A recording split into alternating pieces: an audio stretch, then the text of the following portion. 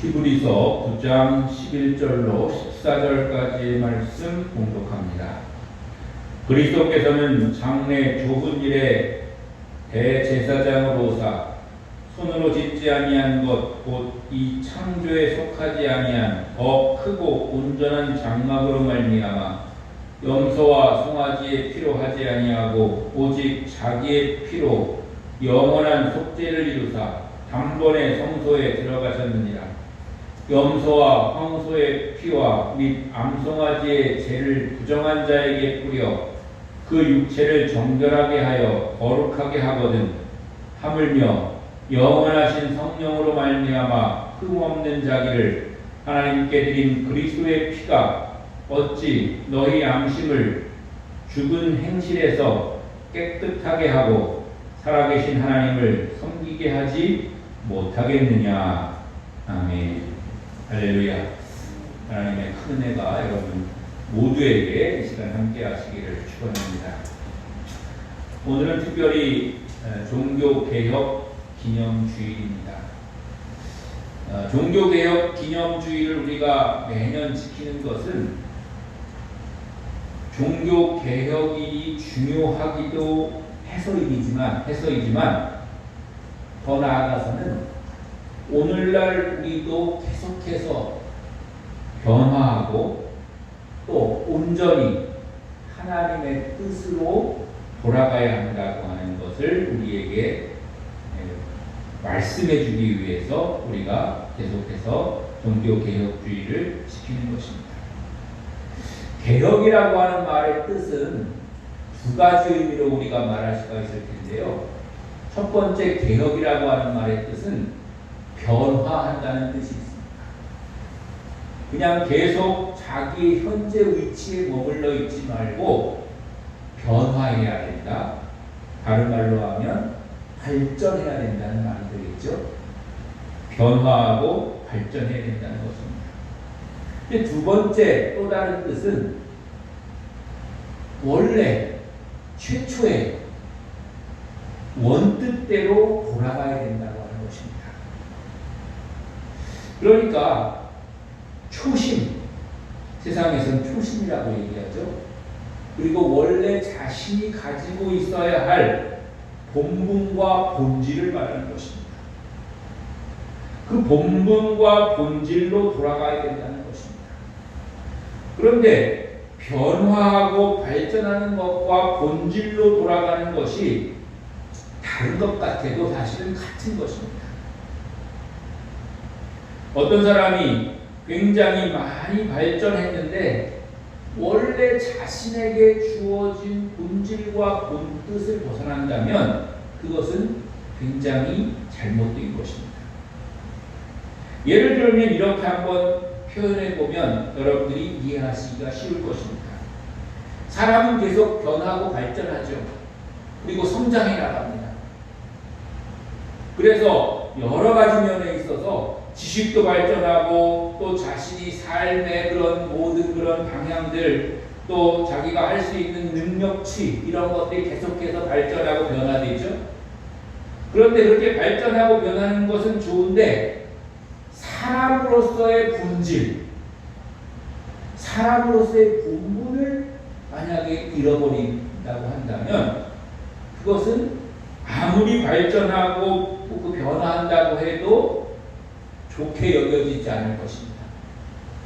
가장 나쁘게 표현하면 그런 사람을 짐승밖에 못하다. 아무리 자기가 능력이 있어서 많은 것을 했다 하더라도 사람으로서의 본질, 그것을 잃어버리면 안 된다고 하는 것이죠. 신앙인들로 표현해도 마찬가지일 것입니다. 신앙인들이 예수 믿기 시작하고 처음 교회 다니기 시작하면 그때는 굉장히 본질적이고 순수하고 또 자신이 하나님 앞에 은혜를 받고 죄를 용서받고 구원받았다고 하는 것에 대한 기쁨과 은혜로 그렇게 충만하게 살아가게 됩니다. 그러다가 시간이 흐르고 또 여러 가지 일들을 경험하고 또 자신의 맡겨진 일들을 수행하게 되고 그래서 여러 가지 발전을 하게 되죠. 직분도 점점 올라가게 되고 자신이 할 수 있는 일들도 많아지게 되고 또 자신을 따르는 자신의 말을 따라주는 사람도 또 여러 생길 수도 있게 됩니다. 그런데 그럴 때 자신이 원래 구원받았을 때의 그 구원의 기쁨과 자신의 죄를 용서받음에 대한 그런 감사와 그런 것들을 잃어버리고 자신이 높아진 거에 대한 그리고 자신이 많은 일을 하는 거에 대한 그리고 자신의 말을 들어주는 여러 사람이 있는 것에 대해서 그것에만 우리가 만족하고 그것을 위해서 살아간다면 그것은 본질을 잃어버린 것이죠. 그래서 그것은 오히려 더 나쁜 결과를 나타낼 수가 있다고 하는 것입니다. 우리가 종교개혁의 역사를 살펴보자면 예수님께서 복음을 증거하시고 곳곳에다가 이제 교회를 세우시고 그렇게 해서 만들어진 교회들을 우리가 초대교회라고 그렇게 얘기합니다. 그래서 그 초대교회가 점점 부흥하고 발전해가지고 많은 사람들이 교회를 다니게 되고 그러다 보니까 이 눈에 보이는 교회 건물들도 생기게 되고 그래서 더욱더 많은 곳에 또 큰 그런 교회들이 생기게 되는 그런 일들이 생기게 됩니다. 그러니까 이제 그 교회들이 지역별로 이제 연합회를 이루게 되고 그 연합회를 이룬 교회들이 매년 모여서 어떻게 하면 교회가 그 교회의 본질을 잃지 않고 예수 그리스도의 복음을 이제 지키면서 교회를 이루어갈 수 있을까 이렇게 이제 그런 일들을 하게 되는데 그러다가 로마 지역에 있는 교회들이 자신들의 교회의 그런 규모가 굉장히 크고 또 자신들의 그런 권한이 커진 것을 이제 가지고 자신들이 정통교회다 이렇게 주장을 하게 되는 거예요. 그래서 우리가 로마에 있는 교회를 로마 가톨릭이라고 부르잖아요. 이 가톨릭이라고 하는 말의 뜻은 정통교회라고 하는 말이에요. 그래서 로마 가톨릭이다 이렇게 얘기할 때 그 말은 로마에 있는 교회가 정통교회다. 그러니까 다른 주변에 있는 교회들은 정통교회가 아니고 그저 뭐라고 해야 될까요? 우리를 따라와야 되는 부수적인 그런 교회들이다. 이제 이렇게 주장을 하면서 로마를 중심으로 해서 가톨릭 교회가 생기게 된 거예요. 그게 오늘날의 천주교회죠. 그렇게 교회도 자신을 주장하고 자신을 내세우고 또 자신의 것만이 제일 중요하고 그것만이 맞는 것이다, 옳은 것이다 이렇게 주장하다 보면 어떻게 됩니까? 타락하게 되는 거예요. 이 세상에 있는 것 가운데 온전한 것은 한 개도 없습니다. 옳은 것 같아도 다 결점이 있고 다 뭔가 허술한 점이 있고 또 지나다 보면 문제가 생기기 마련입니다. 저도 그렇고 여러분도 그렇습니다. 우리가 올바로 살아야지, 착하게 살아야지 뭐 이렇게 늘 마음 먹고 살지 않겠습니까? 누가 처음부터 나는 악하게 살아야지, 못되게 살아야지 이렇게 생각하는 사람이 어디 있겠습니까? 다 그렇게 생각하면서 살게 되지만은 그러나 세월이 흐르고 또 여러 가지 상황과 환경을 우리가 만나다 보면 우리가 때로는 어떤 유혹에 의해서 아니면 내 잘못된 그런 판단에 의해서 어떤 실수도 하게 되고 잘못도 하게 되는 것이죠. 그런 것을 깨닫고 인정하고 고치면 사실은 문제가 되지 않습니다. 왜냐하면 사람은 다 연약하고 결점이 있고 그런 것이니까요. 그런데 나는 완전하다, 나는 완벽하다, 나는 틀리지 않다, 내 말은 다 맞다 이렇게 주장하며 살다 보면 그것이 자신이 잘못된 것을 알지 못하고 타락하는 그런 이유가 되는 것이죠. 바로 로마 가톨릭 천주교가 바로 그런 모습이었다고 하는 것입니다. 자신들만이 정통교회다. 우리가 결정한 것이 맞다. 우리가 하는 것이 다 모든 교회들이 따라서 해야 될 그런 것이다. 이렇게 주장하다 보니까 타락하게 되고 잘못된 그런 제도나 그런 것들을 만들게 되고 거기서 타락의 결과를 나타내게 된 것이죠. 그래서 종교개혁이라고 하는 그런 일이 나타나게 된 것이고, 종교개혁을 통해서 잘못됐던 그 모든 것을 다 변화시키고 원래의 모습으로 돌아가자라고 해서 만들어진 것이 오늘날의 우리 감리교회를 비롯한 그런 개신교회들이 이제 만들어지게 되었다고 하는 것이죠. 우리는 그래서 첫째로는 이 종교개혁을 통해서 부패하고 변질되고 자신만을 옳다고 주장하는 그런 교만과 그런 아집을 우리가 버려야 된다고 하는 것을 깨달아야 됩니다. 그런데 오늘날 개신교회도 마찬가지입니다. 또 더 좁게 생각해서 우리 교회도 마찬가지입니다. 우리 교회가 좋은 그런 것으로부터 시작됐다고 해서 우리 교회가 이제 생긴 지가 50년이 넘어가고 있지 않습니까? 60년이 가고 있고, 그런데 그렇다고 해서 끝까지 옳다고는 누구도 말할 수가 없는 것입니다. 그렇기 때문에 오늘도 우리는 계속해서 우리가 혹시 뭐 잘못되고 있는 것이 없는가? 우리가 어떤 그런 잘못된 제도나 아니면 잘못된 생각이나 그런 잘못된 것을 하고 있지 않은가 돌아보아야 되는 것이죠. 그리고 그것을 돌아보면서 변화하고 바뀌어야 되고, 더 나아가서는 처음에 우리가 원래 생각했던 그런 좋은 점, 그런 것들이 혹시 버려진 것이 없는가 하는 것을 우리가 바라봐야 되는 것입니다. 그것은 한 개인도 마찬가지입니다. 우리가 신앙생활을 얘기할 때 더군다나 여러분들은 이제 연세가 또 많이 드셨고 경륜들이 많으시니까 이야기하면서 옛날 이야기들도 하실 때가 많이 있잖아요. 옛날에 내가 이랬다, 옛날에 신앙생활을 할 때 이랬다, 이런 이야기들을 많이 하시게 되는데, 물론 옛날 이야기도 중요하지만 거기서 우리가 또 한 가지 생각할 것은, 그럼 우리가 그 옛날에 뜨거웠고 순수했고 옛날에 열심히 있었던 거기서 변질된 게 없는가? 지금 내 모습이 그때와 비교했을 때 온전한가?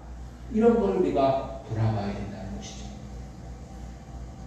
뭐 그때만큼 뭐 일을 많이 해라 이런 것이 아닙니다. 그때만큼 뭔가를 크게 해라 이런 얘기가 아니고, 그때 마음 먹었던 그 마음, 그때 내가 생각했던 그 방향을 잃어버리지 않고 지금도 계속해서 그 방향과 그 길로 걸어가고 있는가 하는 것을 우리가 돌아보면서, 우리가 그 방향을 혹시 잃어버렸다면 그 방향으로 돌아가야 되는 것이고, 또 그 방향에 있다면 그 방향으로 가는 길이 지금 뭐 많은 일로, 큰 일로 내가 빨리 뭘 하지 못한다고 할지라도 그 방향을 잃어버리지 않기 위해서 우리는 부단히 정신을 차리고 애쓰고 노력해야 한다고 하는 것입니다. 그렇게 될 때 우리는 방향을 잃어버리지 않고 온전한 길을 갈 수가 있는 것이죠. 그런 면에서 우리는 이 두 가지를 생각해야 되는데, 아까도 말씀드렸던 것처럼 우리는 변화해야 한다는 것과 또 원래 초기에 우리가 시작했던 그 부분을 잃어버리지 말아야 한다고 하는 것입니다. 그런 면에 있어서는 우리가 요즘 잘못된 그런 천주교의 그런 부분에 대해서 우리가 비판도 할 수 있고 또 여러 가지 거기에 대해서 이야기할 수 있지만, 그러나 천주교가 100% 잘못됐다 이렇게 말하는 것은 사실은 옳지 않은 것입니다. 왜냐하면 천주교와 우리는 거의 80%, 90% 똑같습니다. 그런데 우리가 천주교가 다 잘못됐다 이렇게 얘기하면 우리가 똑같이 가지고 있는 80%, 90%도 잘못된 것이다 이렇게 이야기하는 것이나 다름없기 때문에 그런 것이죠. 그래서 우리가 인정할 것은 인정하고 또 잘못된 것은 잘못되었다고 우리가 잘 파악하고 판단할 수 있는 그런 지혜와 분별력이 우리에게 있어야 되는 것이죠. 한 가지 예를 들어서 말씀을 드리자면 이스라엘 성지순례를 하다 보면 주기도문 교회라는 그런 교회가 있습니다. 주기도문 교회는 특징이 그 교회의 담벼락에 전 세계에 있는 그런 주기도문, 우리가 외우는 주기도문이 있잖아요. 그 주기도문이 담벼락에 다 붙어 있어요. 각각 그 나라의 언어로 다 붙어 있어요. 그러니까 정확하게 숫자는 모르겠습니다만은 그 언어의 숫자대로 뭐 100몇 개인지 200몇 개인지의 그런 주기도문이 판들이 판때기가 다 붙어 있어요. 이렇게 담벼락에. 그런데 유일하게도 우리나라 한글로 된 주기도문은 2개가 붙어 있습니다. 왜 2개가 붙어 있냐면 천주교 주기도문 하나, 개신교 주기도문 하나 이렇게 2개가 붙어 있어요. 모든 나라들은 다 1개씩인데 뭐 그 나라도 천주교도 있고 개신교도 있겠죠. 근데 모든 나라들이 다 1개씩인데 한글로 된 주기도문만 2개로 붙어 있어요. 이런 면들이 있다는 것이죠. 우리가 성경이 천주교 거나 개신교 거가 틀리냐 하면 뭐 틀리지 않습니다. 물론 조금 더 추가된 부분이 있고 조금 더 빠진 부분이 있긴 하지만 거의 98%는 똑같죠. 물론 주기도문, 사도신경 이런 것도 똑같이 다 있습니다. 그런데 우리나라 사람들은 좀 다르게 하는 걸 좋아해요. 다르게. 뭐 우리 마찬가지로 우리 교회끼리도 옆 교회를 이렇게 했으니까 우리 똑같이 하자 이렇게 하는 게 아니라 우리 좀 뭐 좀 다르게 할 수 없을까? 이렇게 생각을 하죠. 뭐 나쁜 건 아니라고 생각합니다만 그런 이유 때문에 우리 한글로 된 주기도문이 2개나 있다는 그런 특징도 있습니다. 그래서 오늘 저는 이제 종교개혁주의에 대한 이야기를 하면서 오늘 성경 본문의 말씀은 뭐냐면 그럼 우리가 드리는 온전한 예배는 뭐냐라는 것을 우리가 이야기할 때 우리가 비교할 수 있는 게 구약 시대에는 어떻게 예배를 드렸는데 신약 시대에는 즉 오늘날 예수님 시대 이후에는 어떤 예배를 드리나 이런 걸 우리가 이야기할 수가 있잖아요. 그러니까 이것도 마찬가지로 구약의 예배라는 건 제사잖아요. 제사. 오늘날 구약에 나오는 제사대로 예배를 드리는 사람들이 어디 있습니까? 아무도 없습니다. 그리고 우리가 특징적으로 얘기할 때 구약은 율법이라고 얘기하잖아요. 그래서 율법은 옳지 못한 것이다. 우리가 이렇게 일반적으로 얘기를 합니다. 그렇다고 해서 우리가 성경 가운데 구약 성경을 다 떼내가지고 구약을 아예 보지도 않고 구약을 다 버려버립니까? 그렇지 않죠. 구약도 여전히 그 가운데는 우리가 오늘날 받아들이지 않고 또 잘못됐다고 생각하는 게 있을지라도 그것을 우리가 오늘날도 계속 배우고 그것을 통해서도 교훈을 얻고 그게 어떻게 변화되어 왔는지 이런 것들을 우리가 알잖아요. 그런 것처럼 구약이 중요하고 구약이 중요한 만큼 또 신약이 중요하고 신약 성경만 따로 있지 않고 신약이 있기 위해서는 구약이 필요한 것이다 하는 것을 우리가 이해를 해야 된다고 하는 것이죠. 구약에는 어떻게 하나님 앞에 제사로 예배를 드렸습니까? 제물을 마련해가지고 그 제물을 잡아가지고 피를 내가지고 그 피를 뿌리고 살은 태우며 그것을 통해서 우리가 하나님을 만나는 그런 예배를 드리게 된 것이죠. 여기서 가장 중요한 것은 무엇입니까? 바로 그 제물의 피입니다. 피라고 하는 것은 동물에게 있어서는 생명과 똑같은 것입니다. 우리가 피를 많이 흘리면 죽잖아요. 피가 없으면 살 수 없는 것처럼 피라고 하는 건 생명을 나타내는 것입니다.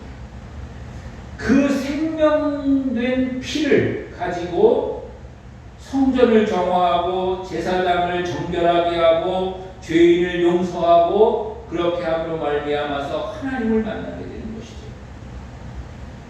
구약 성경에서 제물로 제사를 드릴 때에 이 피를 뿌리는 것은, 그리고 피를 늘 뿌려야 되는 것은 성전도 완전한 게 아닌 거예요. 성전도 늘 부정하게 되는 거예요. 그래서 성전에다가도 피를 뿌리고, 거기서 일을 하는 제사장들도 늘 성결한 게 아닌 거예요. 그래서 제사장도 먼저 성결하기 위해서 피를 뿌림받고, 그리고 그 피를 가지고 죄인도 용서를 받고, 그래서 늘 이회적인 그런 사건으로 그렇게 하나님 앞에 제물로 예배를 드리면서 하나님을 만나는 그런 일들을 했다는 것이죠. 그런데 예수님이 오셔서 어떻게 됐습니까? 예수님이 오셔서는 예수님께서 단번에 피 흘리심으로 말미암아 그 모든 일들을 다 이루어 놓으셨다는 것이죠. 예수님께서 피 흘리심으로 말미암아서 우리는 그 피의 공로로 이제 다시는 예수님 때로부터 그 이후에 모든 영원히 그 모든 것을 다 속죄해졌기 때문에 구약에는 매번 할 때마다 피를 뿌려야겠지만 예수님의 피를 뿌리신 그 이후부터는 다시는 더 이상 그 피 뿌리는 일들을 다시 안 해도, 요즘은 어떻게 표현합니까? 예수 이름으로만 우리가 나아가도 예수 하나님 앞에 예배할 수 있고 하나님을 만날 수 있는 기회를 우리가 얻을 수가 있게 되는 것이죠. 그러므로 우리는 예배를 모일 때 예수 이름으로 모이는 것입니다. 기도할 때 예수 이름으로 기도하는 것입니다. 찬양할 때 예수 이름으로 찬양하는 것입니다. 말씀을 들을 때 예수 이름으로 말씀을 듣는 것입니다. 우리가 하나님 앞에 무엇을 드릴 때도 예수 이름으로 드리는 것입니다. 우리가 하나님 앞에 뭘 주는 것은 주는 사람 마음이잖아요. 우리가 일반적으로 사람들이 줄 때는 주는 건 주는 사람 마음이잖아요. 그런데 우리가 하나님 앞에 드리는 것은 우리가 잘나고 우리가 많이 갖고 있고 우리가 좋은 거 있어서 하나님 앞에 주는 게 아니고요. 하나님의 뜻을 따라서 예수 이름으로 그 길을 열어놓으셨기 때문에 우리가 드릴 수가 있는 거예요.